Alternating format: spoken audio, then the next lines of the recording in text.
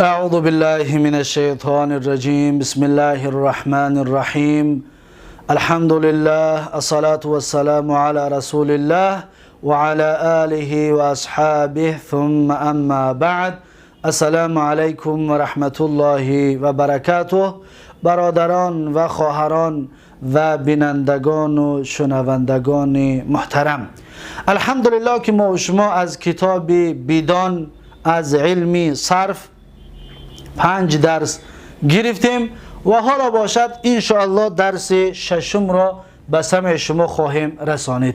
کتاب بیدان درس ششم. حالا ما و شما در درس ششم قرار داریم. خب موضوع درس امروزه ما و شما دو چیز است. یکم تقسیم اسم را حالا تقسیم میکنیم که به دو قسم باز تقسیم می شود.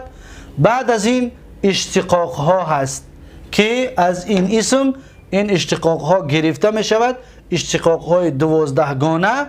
و بعد موضوع سوم می شود این را بگذاریم که یعنی که بعض اصطلاحات علم صرف، بعض اصطلاحات که اینها را دیگر در همین درس میگوییم و در آینده ها دیگر ترجمهش نمی کنیم. اینها را انشاءالله معناهاش در کتاب به زبان فارسی همچنین ترجمه شدگی است، لیکن شما حفظش کنید و نوشته برای خودتون بگیرید. خب درس امروزه ما و شما تقسیم اسم. صاحب کتاب در اینجا درباره تقسیم اسم صحبت میکند که میگوید که تقسیم اسم بر دو قسم است. ببینید اسم ما گفتیم بر دو قسم تقسیم میشود. اکنون دو قسم چی است؟ یکم اسم جامد است، این را میگن اسم جامد. اسم جامد یعنی اسمی که شخص شدگی است، از اون چیز گرفته نمی شود، یعنی این اشتقاق ها گرفته نمی شود، او را میگن اسم جامد. خب دوم اسم مصدر است. اسم مصدر این 12 چیز اشتقاق کرده می شود، این 12 چیز گرفته می شود، اشتقاق معناش گرفته می شود، این 12 چیز.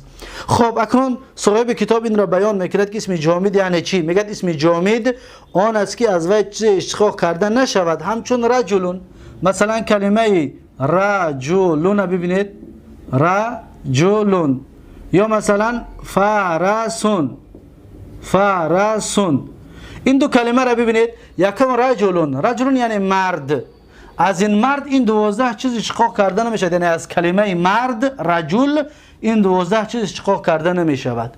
یا مثلا فرس یعنی که اسب، پس از کلمه فرس، از کلمه اسب این 12 چیز اشتقاق کرده نمی شود. از این حساب را میگن اسم جامد، یعنی اشتقاق کرده نمی شود. این بود اسم جامد و ما با اسم جامد دیگر کار نداریم.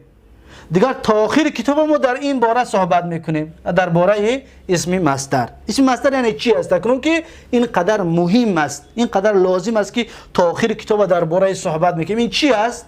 صاحب کتاب اکنون میگه اسم مصدر آن است که از وی چیز اشتقاق کرده شود.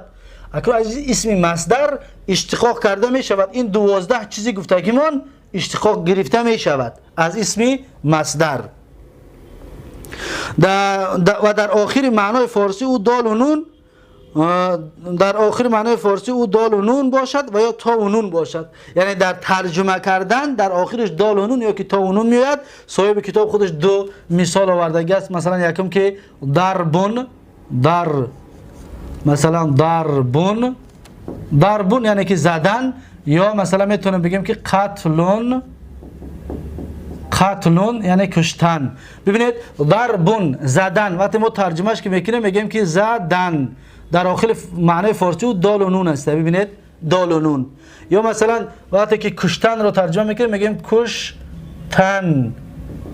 کشتن. ببینید در آخر معنای فارسی چی است؟ ت و نون است. همین را گفته است که در وقتی ترجمهش میکنی به زبان فارسی کلمه را، در آخر معنای فارسی اون دال و نون میآید زدن، یا ت و نون میآید به مثل قتل کشتن. پس انا همین رو میگن اسم چی؟ اسم مصدر که از این اشتقاق ها گرفته می شود، از این 12 چیز اشتقاق می شود. اکنون به همین موضوع خلاص شد، یعنی اسم به دو قسم تقسیم می شود. ما پیشتر خوانده بودیم که اسم ثلاثی می شود، رباعی می شود، خماسی می شود. اون موضوع دیگر است، اون تقسیم دیگر تقسیم است. این باز تقسیم نو است، یک اسم چند بارها تقسیم میشه. در آینده در دیگه کتاب با تقسیمات دیگر میخونیم. چطوری که درس گذشته گفتیم که علم صرف تقسیمات بسیار دوست می‌دارد که ما باید همه اینها را در سرمون جا کنیم. با اسم به جامد و مصدر تقسیم شد و به دو قسم. اکنون این خلاص ما درباره مصدر اکنون صحبت میکنیم که از مصدر این چیزها اشتقاق کرده گرفته می شود. بیایید اکنون صاحب کتاب را ببینیم که چی میگه. صاحب کتاب در اینجا بنده عنوان گذاری کرده هستم که اشتقاق یعنی که اشتقاق به معنای گرفتن. در زیرش هم همچنین در توضیح گذاشته هستم که در لغت به معنای گرفتن از شیء، از یک چیز را گرفتن را اشتقاق میگویند. پس ما اشتقاق میکنیم همین کلمه را، یعنی اینمی یک کلمه، اینمی ضرب، همین 12 چیز اشتقاق میکنیم. که مثلا قتل، اینمی 12 چیز اشتقاق میکنیم. برای همین خاطر اشتقاق به معنای گرفتن، یعنی اصلش این است و از این کلمه را ما گرفتن میگیریم. خب میگه که عرب، صاحب کتاب اکنون بیان میکنه، میگه عرب از هر مصدر 12 چیز اشتقاق میکنند. ببینید عرب از هر مصدر، اینا را نامش مصدر است، اسم مصدر، از هر یک مصدر 12 چیز اشتقاق میکنه. این همون 12 چیز است. بیاید یک بار کوتاه اینها را میخونیم. این 12 چیز چی است؟ یکم فعل ماضی است، ماضی. دوم مضارع. یکم فعل چی است؟ ماضی. دوم مضارع. سوم اسم فاعل. چهارم اسم مفعول. پنجم جهد. ششم نفی. هفتم امر. هشتم نهی. نهم اسم زمان. دهم اسم مکان. یازدهم اسم حالت. دوازدهم اسم تفضیل. پس این چه 12 چیزهایی که اشتقاق میکنندش عرب این 12 چیز رو اشتقاق میکند. خب اکنون هر تایی با معنی دارد به زبان فارسی. زود ترجمهش همچنین میخونیم. ماضی زمان گذشته را گویند، یعنی ماضی زمان گذشتگی است. مثلا میگم ضرب زد، کی زد؟ در زمان گذشته. ماضی زمان گذشته را میگن. مضارع زمان آینده را میگویند، در آینده می آمدگی را. اینا چی میگن؟ مضارع. مثلا یضرب میزند، کی؟ در زمان آینده ولی زدگی نیست، بعد میزند. خب اسم فاعل نام کننده کار را گویند، نام کننده کار را گویند. یعنی اسم فاعل کسی که کار میکند. مثلا میگیم که آکلون خورنده، یا ضارب زننده، کسی که میزند او ضارب است، یعنی اسم فاعل زننده. اسم مفعول نام کرده شده را گویند، کسی که در بالاش کار واقع شدگی است. مثلا میگه مضروب زده شده، کسی که شته خوردگی است او را میگه مضروب، یعنی زده شده، شته خوردگی آدم. خب اسم مفعول جهد چی است؟ اسم فاعل نام کننده کار را گویند. اسم مفعول نام آن چه کار با وی کنه، نام آن کسی که کار با اون واقع شدگی است، نام کرده شده را گویند. و جهد چی است؟ جهد این کار ماضی را میگویند. جهد این کار ماضی. مثلا میگه که ضربه، مثلا یک کسی سوال میکنه که آیا زد؟ هل ضربه یا ضربه؟ مثلا جواب میتوند میگوید که لم یضرب، نزد است. کی نزد؟ در زمان گذشته، که ان شاء الله اینها رو به تفصیل در آینده میخونیم. بعد از این نفی است، این کار مستقبل، این کار زمان آینده، یعنی لا یضربو، نمیزند. لا یضربو یعنی که نمیزند، در آینده یعنی نمیزند. خب امر چی است؟ امر فرمودن. مثلا میگه اضرب، بزن، این چی است؟ فرمان است، فرمودن است، این امر هست. نهی چی است؟ باز داشتن، منع کردن. مثلا میگه لا تضرب، نزن، لا تضرب، نزن، این چی است؟ نهی است.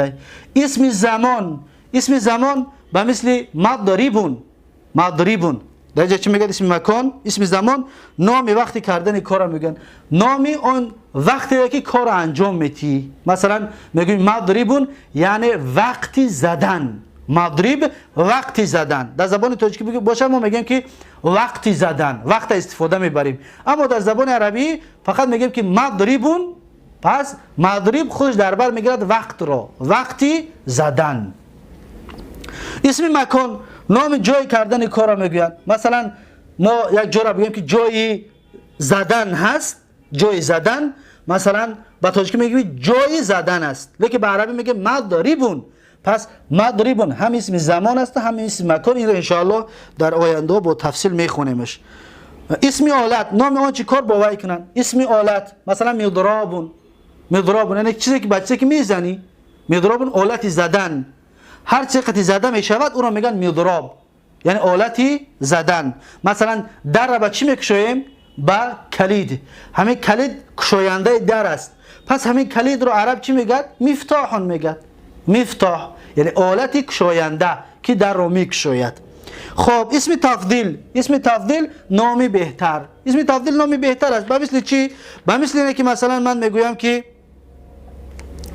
که مثلا این خوب است لیکن اینش خوبتر هست. پس همین خوبتر هست اسم تفضیل است. در زبان تاجیکی در آخرش کلمه تر را همراه میکنیم. مثلا میگیم خوب و خوبتر. همین خوبتر اسم تفضیل است که ان شاء الله در آینده با تفصیل خواهیم خواند. اکنون این بود فعل ماضی با معنا، این اشتقاق های 12 گانه با معناهایش. اکنون بیا میخونیم مثال هایشان را. اکنون اینها باز مثال ها دارند. مثال هایشان رو بیا اکنون میخونیم که مثال هاش چی است. مثلا فعل ماضی مثالش چی است؟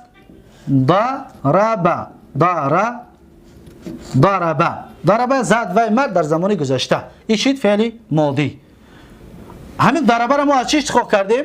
از همین ضربون. ببینید در کلمه ضرب هر چی حرفی که در اینجا هست در اونجا هست، فقط حرکت ها را تغییر دادیم شد فعل ماضی. برای خاطر بگیم که از همین سه حرف این 12 چیز اشتقاق میکنیم، یا که از این سه حرف دیگر باز 12 چیز دیگر اشتقاق میکنیم. دقت دادید؟ همین 12 چیز اشتقاق میکنیم. مثلا یا که ضربون بود، ضرب زدن، این مصدر شد. اکنون ما ضربش کردیم، زد و مرد در زمان گذشته. اکنون باید ما بگیم که میزند و مرد در زمان آینده. چه میگیم؟ میگیم که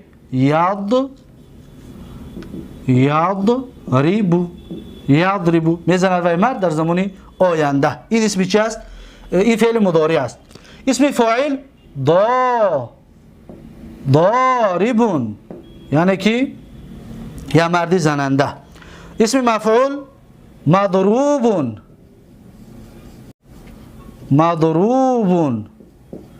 این چی است؟ اسم مفعول. جهد لم در اولش لم میاد، با همین فعل مضارع را بعد میاریم. لم یضرب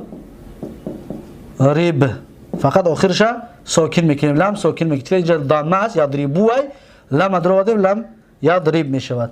نفیده میگیم لا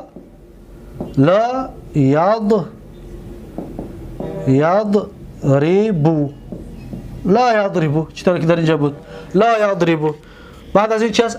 امر معنیش مثالش یضرب. مثلا میگیم یضرب معناش بزن، یضرب. نهی مثلا میگیم لا تضرب لا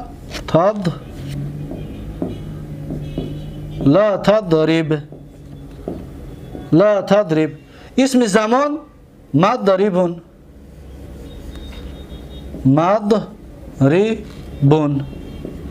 اسم مکان همچنین مضربون. اسم زمان و مکان با یا وزن میویند.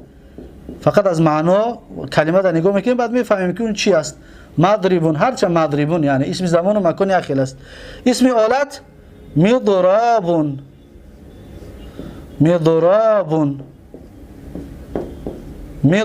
مثل می آلتی زدن. اسم تفضیل اضربو ببینید اضربو یعنی زننده تر، کسی که بسیارتر میزند. خب اینها بود مثال هایشان. اکنون 12 چیزی که اشتقاق کردیم. اکنون شما این را دقت بتید. در اینجا ما اینمی ضرب و ب گرفتیم. ببین ضرب و ب هر سهش هست. اینجا یا همراه کردیم باقی مانده هر سهش هست. در اینجا الف همراه کردیم این هر سه حرفا هست. در اینجا یک میم و یک واو همراه کردیم باقی مانده ضرب و ب هست. در اینجا باشد همچنین. در اینجا یا همراه کردیم این لم خودش کلمه جدا است. یا در اینجا یا همراه کردیم یا لای دیگر موندیمش. در اینجا یک الف همراه کردیم. در اینجا یک ت همراه کردیم. در اینجا یک میم و همچنین میم با الف یک جا و همزه همراه کردیم. ببینید همین حرفا را ما همراه که میکنیم در اصل همین سه تا معناها دیگر شدن میگیرند، معناها تغییر یافتن میگیرند. انا همین را میگویند اشتقاق ها.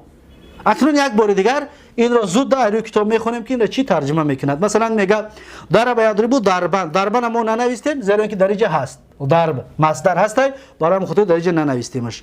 فهو ضاربون ننویسته هستیم و ذاک مضروبون نوشتگی هستیم زده شده. لم یضرب، لا یضرب، یضرب ایرا نوشتیم یضرب. اینجا دیگه کلمه لیضرب است نه نوشتیمش لیضرب. این برای امر غایبش میگوین. این امر غایب است. این را انشاءالله در وقت تفصیلات بعد میخونیم شه. و در وقت لیضرب یعنی بگو تو وی رو بزند، این را میگن امر غایب. امر غایبی امر بالامش میگن. این را انشاءالله در آینده خواهیم خواند. در اینجا ننوشتیمش زیرا که این تفصیل میخواهد. لا تضرب این نهی است. لا تضرب. مضربون، مضربون بینید هر دوش مضربون اسم زمان و اسم مکان است. مضرابون، مضراب اسم آلت است. اضربو اسم تفضیل است. با همین این مثال ها بود. اکنون با یک بار دیگر صاحب کتاب نوشتگی است میخونیم ترجمهش میکنیم. مثلا ضرب، ضرب معنیش چی است؟ زد و مرد در زمان گذشته فعل ماضی است. فعل ماضی.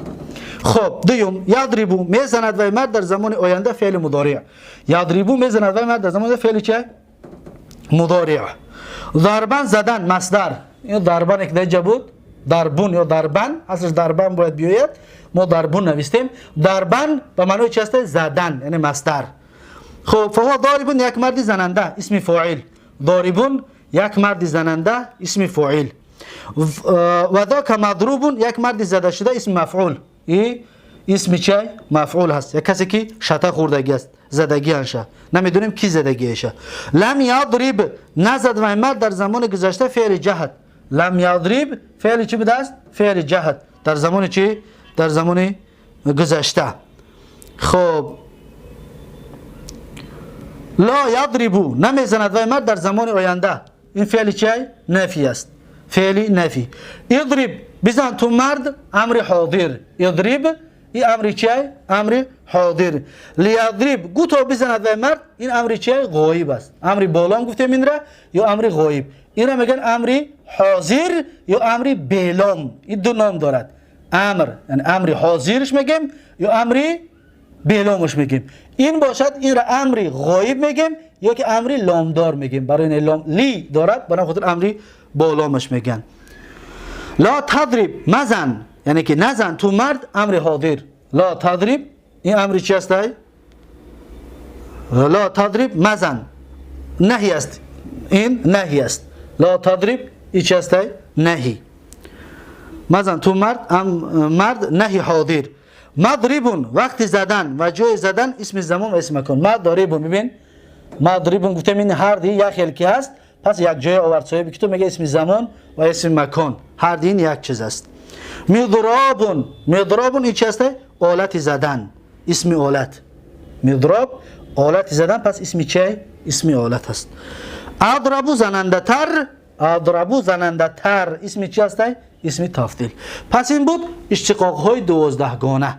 اشتقاق های 12 گانه به همین به پایان رسید. اکنون بعد از این یک کمی درباره فعل درباره ما معلومات میتید. بعد این چیزهایی که گفتیم لازم است اینها را میارد. برای خودت دقت بدید. اینها را حفظ کردید. این را هم حفظ بکنید که این اصطلاحات علمی صرفی است که دیگر ما در آینده اینها را گفتیم ترجمه نمیکنیم. مثلا فعل. فعل چی است؟ فعل حدث است. حدث یعنی که یک پدیده است. پدیده یعنی که یک حدث یک چیزی با وجود آمده است. فعل. فعل حدث است. پدیده است. او را محدث میباید. او باید یک محدث باید داشته باشد. پدید آورنده باید داشته باشد. با وجود آورنده باید داشته باشد که یک کس با وجود بیاد. مثلا ضربه فعل است. حدث است یعنی زدن یک کار است. لیکن اگر که یک آدم یا یک چیز همین زدن اگر اجرا نکند فعل زدن با وجود نمی آید. یا آدم میره و میزند بعد میگیم که ضربه زد. اگر نزنی ضربه با وجود نمی آید. همون را میگه که فعل حدث است. او را محدث میباید. محدث یعنی اجرا کننده فاعل. محدث او فاعل او است میگه. همون کسی که او کار انجام میدهد همون را میگن فاعل. فاعل همون است. فاعل فعل واحد بود. فاعل فعل اکنون میگه یکتگه می شود و تثنیه بود و جمع بود. دو و جمع می شود. جمع زیاده دو. 3 کس 10 کس 1000 کس 100,000 کس همه را جمع میگن. هر یک از اینها متکلم بود و مخاطب بود. متکلم سخنگوینده. مثلا من گپ میزنم من متکلم هستم. مخاطب بود. مخاطب است شما دوزی گپ شما مخاطب هستید. یا کسی در پیش من شنو گپ میزنم او آدم مخاطب است. اکنون من چی هستم؟ من متکلم. و غایب بود. غایب کسی که نیست. مثلا درباره احمد گفتنی شخصیت من حالا گپ میزنم، احمد نیست. یا درباره صاحب کتاب بدون گپ میزنم، صاحب بدون قطعی مو نیست. پس این چی شد؟ غایب شد. غایب یعنی درباره یک کسی دیگر گپ زدی، اون کسی میگن غایب. و هر یک از اینها مذکر بود و مؤنث بود. اکنون هر یک تایی میگفت که مذکر میشد یعنی مردانه و مؤنث میشد یعنی زنانه. اکنون همین کلمه گفته که من ترجمه میکنم، میگه واحد یک، تثنیه دو، جمع زیاده از دو، گفتیم از دو کس زیاد باشه، 3 کس، 100 کس، 1000 کس، همه را جمع میگن. متکلم سخنگوینده رو گوید، من گپ میزنم سخنگوینده هستم، یا هر کسی که گپ میزند او سخنگوینده است، متکلم است. مخاطب آن که سخن با وی گویند، مخاطب کسی که من طرفش گپ میزنم او آدم مخاطب است و من متکلم. و غایب آن که سخن از وی گویند، درباره کسی دیگر گپ زدیم، درباره آدم دیگر گپ زدیم، او آدم چی میشود؟ غایب میشود. این غایب است. مذکر مرد، مذکر یعنی مرد، جنسی مرد. مؤنث یعنی زن، جنسی زن. پس این بود درس امروزه ما و شما. پس این چیزهایی که در اینجا هست این را یک بار میخوانم، دقت بدید. یکم یعنی که 11 اصطلاحات خاصی لازم است که اینها را شما باید وقتی که به عربی که میگیم دیگه ترجمهش نمیکنید، در یادتون داشته باشید. یکم حدث. حدث گفتیم چی؟ پدیده. فعل حدث است یعنی که یک پدیده است. دوم محدث. محدث یعنی به وجود آورنده، پدید آورنده، کسی که همون کار میکند. فاعل همچنین. محدث فاعل هرش به یک معنا است. فاعل یعنی اجرا کننده، پدید آورنده. واحد یک، تثنیه دو، جمع زیاده دو. متکلم آدم گپ زننده، کسی گپ میزنه متکلم است. مخاطب کسی که طرف او گپ میزنی. غایب کسی را که در عینامش گپ میزنیم، خودش نیست عینامش گپ میزنیم. مذکر مرد، مؤنث زن. پس این 11 اصطلاحاتی هست که این 11 اصطلاحات رو باید شما حفظ بکنید، باید بدونید. زیرا که ما در آینده وقتی که انشاءالله درس آینده ما و شما شروع می شود، اکنون این ماضی 14 صیغه گرفته می شود، فعل معلوم 14 تا مجهول، ای مضارع همچنین، از اینها یعنی چند صیغه گرفته می شود. اینها را انشاءالله درس آینده شروع میکنیم. حاضر فقط میگیم که از این 14 صیغه گرفته می شود، از این هم 14 صیغه گرفته می شود، از این 6 صیغه، از این 6 صیغه، از این 14 صیغه، از اینش هم 14 صیغه، و از امر 6 صیغه، و از نهی همچنین 6 صیغه. اسم زمان 3 صیغه گرفته می شود، یعنی صیغه گفته یعنی که 3 کلمه، 3 نمود. مثلا از زمان بگیریم اگر یعنی که یک زمان، دو زمان، جمع زمان ها، همینطور 3 تا. از مکان همچنین 3 تا. از اسم آلت همچنین 3 تا گرفته می شود. از اسم تفضیل 6 تا. پس اینها رقمایی که گذاشتیم از هر یک تا همینها همین قدر گرفته می شود. درس آینده انشاءالله فعل ماضی را شروع میکنیم، 14 تا گرفته می شود. اون 14 تا چی است؟ انشاءالله درس آینده شما خواهید دید و بیان خواهیم کرد. کلمه ضربه را تا آخر کتاب، همین کلمه ضربه قطعی تا آخر کتاب میریم. بعد دیگه شما میتونید که قتل را در جاش بونید، مثلا قتل، یقتل، قاتل، مقتول، لم یقتل، لا یقتل، اقتل، لا تقتل، مقتل، مقتال و اقتلو. همینطور دیگه هر کلمه‌ای که هست مونده رفتنش میگیری، همینطور جمله سازی میکنی. همین چی میگن؟ اشتقاق‌های 12 گانه. انشاءالله درس امروزه را در همین جا به پایان میرسانم. امیدوار هستم که از این درس ها فایده به دست آوردید. بارک الله فیکم و جزاکم الله خیرا و السلام علیکم و رحمت الله و برکاته.